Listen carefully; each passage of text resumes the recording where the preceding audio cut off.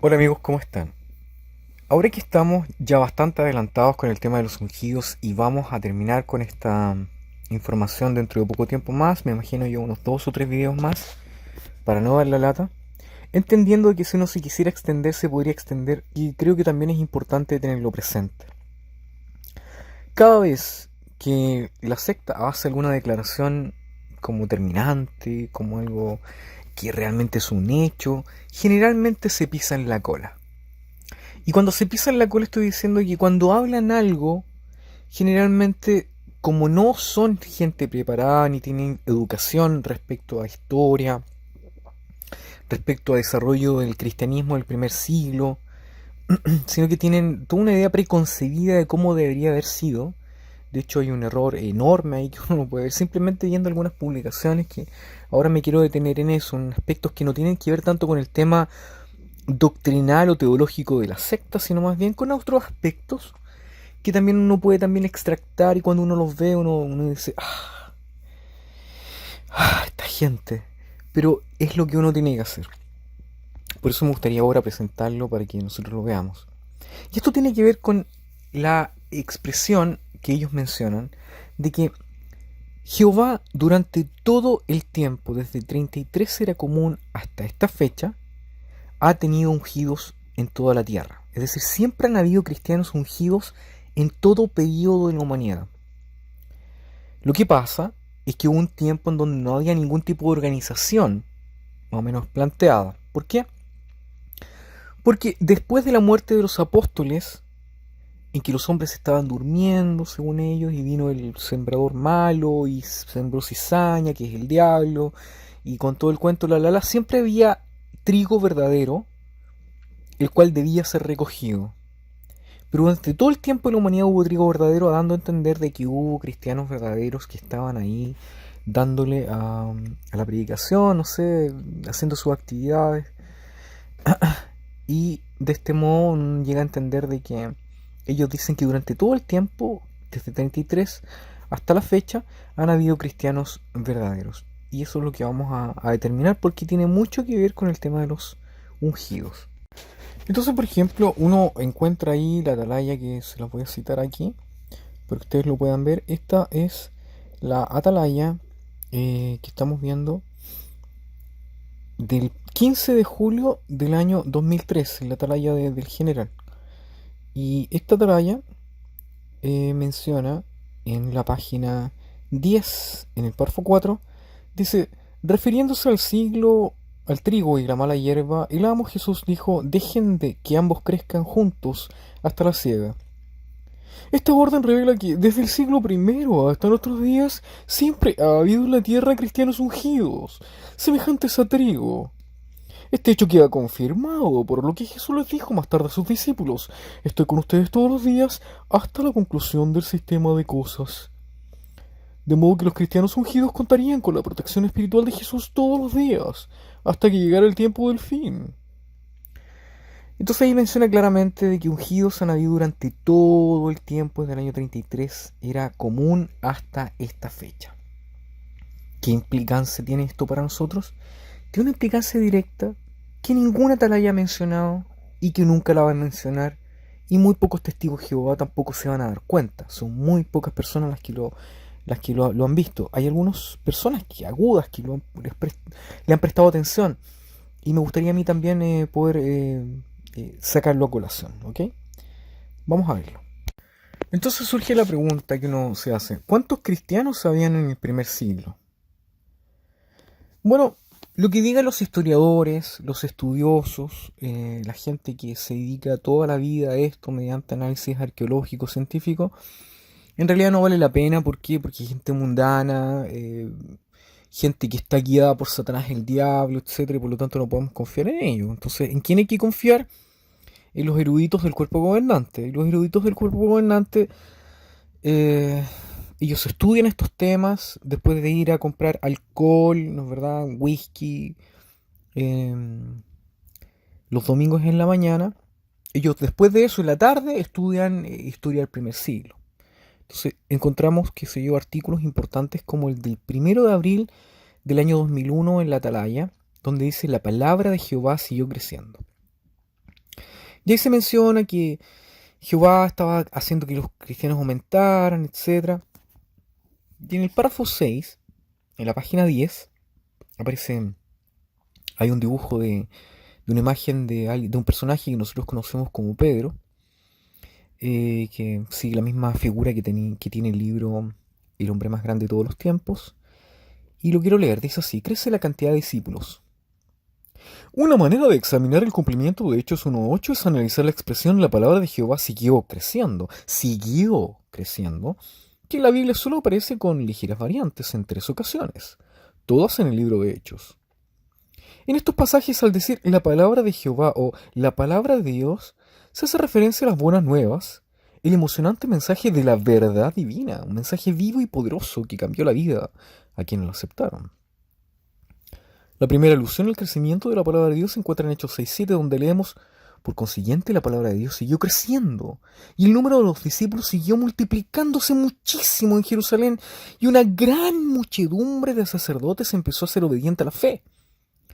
En este pasaje el crecimiento se relaciona con el aumento de la cantidad de discípulos. Antes, el día de Pentecostés de 33, se había derramado el Espíritu Santo de Dios sobre unos 120 discípulos reunidos en un aposento superior. El apóstol Pedro había dado a continuación un emocionante discurso y unos 3.000 de sus oyentes habían abrazado fe en esa misma ocasión.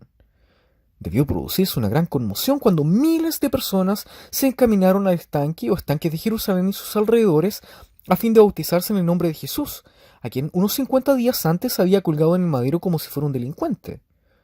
Por supuesto, aquello solo fue el comienzo. Los continuos intentos de los guías religiosos judíos de acallar la predicación fueron en vano. Para su frustración, Jehová continuó uniendo diariamente a los discípulos, los que se iban salvando. Al poco tiempo, el número de los varones llegó a ser como de 5.000, y después siguieron añadiéndose creyentes en el Señor, multitudes de varones, así como de mujeres. Respecto a la situación que había algún tiempo más tarde, leemos: verdaderamente la congregación por toda Judea, Galilea y Samaria entró en un periodo de paz, siendo edificada, y como andaba en el temor de Jehová y en el consuelo del Espíritu Santo, siguió multiplicándose. Unos años después, tal vez hacia 58 era común, se hace referencia a muchos millares de creyentes. Bueno, la verdad es que históricamente hablando, los cristianos del primer siglo tienen que haber sido cortados, pero con racimo, con hacha, o sea, a bolsa el cristiano, o sea, a $2 la bolsa de cristianos. Porque estaba lleno de cristianos en el primer siglo, pero por una razón fundamental, no tenía nada que ver con el Espíritu Santo, sino que tenía más bien con la calidad del mensaje. ¿Qué tipo de calidad del mensaje era? Era un asunto que te vendía a ti un buen pasar con un Dios que tú podías entender, con una religión que uno podía fácilmente ser mucho más accesible que la filosofía griega. Vino un hijo de Dios, se hizo aquí, murió por ti, y tú, si crees en él, vas a vivir para siempre. Punto. Filosofía muchísimo más compleja. Lo que falló la filosofía griega fue hacer la filosofía comestible a la gente común. Porque no podía, no le daba, así con el tipo de vida que había, que era mucho más difícil. No había tiempo para ver Netflix o poder jugar videojuegos o estar escuchando videos en YouTube. Era un asunto de trabajar de sol a sol, no había fin de semana, no había que sea día libre, no estaba el día del ombligo, el día de la oreja, todo derecho para trabajar. Por lo tanto, la gente siempre sufría y la distribución de riqueza era espantosamente horrible. Además, acceso a información escrita no podía. De hecho, se estima por varios estudiosos. Decía el de que la población que era capaz de leer y escribir no superaba el 15% de la población. Hay otras personas que dicen, por ejemplo, que podría estar entre el 20-30% de los hombres en Roma, el 10% de las mujeres, y en el campo, que era mucho peor todavía, no alcanzaba el 10%, 5%, 10%, algo así. Entonces, es difícil saberlo, pero en general el libro de Harris lo menciona bastante bien. Dice que quizás la población no excedía el 10%. Entonces, la tradición era tradición oral. Entonces uno seguía lo que a ti te decían. Básicamente el cuento era boca a boca. Entonces no era fácil, no era sencilla la vida común, pero cuando se transmitía oralmente el hecho de que el Hijo de Dios había venido a la tierra, era fácilmente comestible para la gente y tenía otro asunto fundamental que tiene que ver con el tema de historia, y que es que eh, hay que diferenciar notablemente lo que es ser hijo de Dios según la tradición judía y ser hijo de Dios según la tradición pagana. Ser hijo de Dios en la tradición judía significa ser un siervo de Dios, una persona que le sirve a Dios, una persona que está dedicada a Dios, es un hijo de Dios. La nación de Israel era un hijo de Dios. Los servidores de Dios, perdón, sí bien digo, los servidores de Dios son nombrados como hijos de Dios en las escrituras hebreas, etc. Los hijos de Dios eran esos, un hijo de Dios. Ve, hijo de Dios, o qué sé yo, eres un hijo de Dios. Le decían a la gente como saludo común. Eran hijos de Dios. Entonces una persona pía, piadosa, se podía nombrar como un hijo de Dios. Pero para un pagano, quiero que era un hijo de Dios. Un pagano que es desde donde los cristianos sacaron la mayoría de su público objetivo. Un hijo de Dios para un pagano era un hijo de Dios. O sea, el padre que inseminaba a una mujer era un padre que sabía, un ser divino que se había materializado y había impregnado a una mujer, y la mujer había dado a luz a un hijo o hija, qué sé yo, y eso era un hijo de Dios, Hércules o Heracles, que era, no sé, era como el Superman del siglo primero, ¿no? ¿Verdad?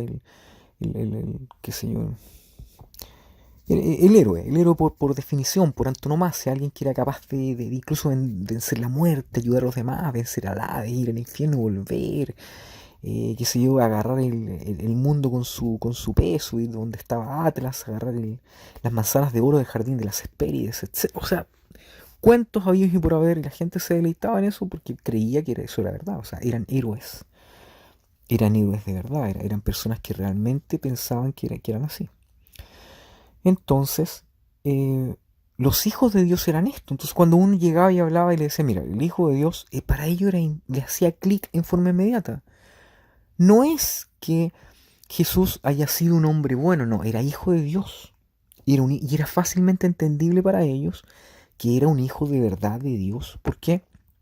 Mucho más que para un judío, muchísimo más que para un judío, que no tenía esa concepción cultural, porque estaba dentro de su cultura, era algo habitual para él, era algo con lo cual ellos podían manejarse, con lo que estaban habituados. Entonces cuando decían que un hijo de Dios había muerto por ellos y que después había resucitado, para ellos se lo podían comer fácil. Y era fácilmente transmitible también. Entonces el cristianismo creció como espuma en las clases bajas y después permeó la sociedad incluso más arriba. Entonces tenemos ahí el caso de que supongamos que habían 20.000 para nosotros, pero en realidad hubo muchos cientos de miles de cristianos primitivos que seguían la enseñanza de Cristo. Vamos a asumir de que habían, por ser amables, 20.000 cristianos para el año 150, y que esos eran puros, porque después los testigos de Jehová piensan que después se contaminó, que después vino esto, y no, vamos a dejar 20.000 cristianos habidos y por haber con carné cristiano, y con el ticket y con la firma del apóstol Pedro, qué sé yo, y con el timbre de los ancianos de Jerusalén, ya, ahí está, ¿no? Credencial de cristiano, ¿ah?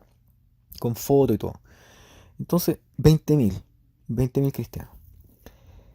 Eso crea un problema, y un problema enorme, de enormes consecuencias para los testigos de Jehová y toda su mitología. Lo único que les pido es que si ustedes tienen la ocasión, puedan buscar en internet y googlear conmemoración 1925. Y les va a aparecer la página que tengo acá. Dice 55. Nos complace que la cantidad de los participantes del memorial sea tan grande porque manifiesta mucho interés en la verdad en todo lugar, y así es como debe ser. La suma total informada hasta la fecha es de 90.434 personas. 90.434 personas. No solamente eso, tenemos un problema más. Usted ponga en el Google ahora esta versión que dice, ponga 2020 Grand Totals o gran total 2020 JW, y le va a aparecer esta ficha en donde dice Memorial Partakers Worldwide, o participantes del memorial en todo el mundo. 21.182. ¿A qué problema nos enfrentamos acá? Nos enfrentamos a un problema de carácter aritmético. Y este es el problema. Uno dice, pero ¿cómo carácter aritmético? Ustedes ya saben a lo que voy. Si uno suma 21.182 más la cantidad que habíamos visto antes, 90.434, nos da 111.616. Y más, habíamos dicho 20.000, primer siglo, nos da 131.616 certificados. El problema está en que ¿cuántos van al cielo? Son 144.000, ¿sí o no? 144.000, que nada, de todo. No, 144.000, ¿cuánto? O sea, tenemos 12.384 que faltan. Pero el problema está en que vimos al principio que durante todo el tiempo, desde el siglo I hasta ahora, han habido cristianos. Entonces, 1800 años. Entonces, toda esta cantidad dividida por 1800 nos da 7 ungidos por año. O sea, después del año 200, hay 7 ungidos por año. 7, o sea, 7 ungidos por año. La razón por la cual eso es imposible es porque históricamente jamás el cristianismo hubiera llegado a ser lo que fue si no hubiera sido porque eran muchísimos más. Desde el año 200 hasta 1925, todo ese periodo, todo ese tiempo, que haya habido solamente unos cuantos, menos de 10 ungidos al año, implica un problema. ¿Y cuál es el problema? Que 144.000 ungidos, y tal como lo hacen ver los testigos de Jehová, es un cuento. No es posible. Porque con la suma del primer siglo y con la de este siglo, del siglo XX, 1925, con 90.434, y el año pasado, 2021 o 2020, que tiene 21.000 personas, echa por tierra todo cálculo. No es posible.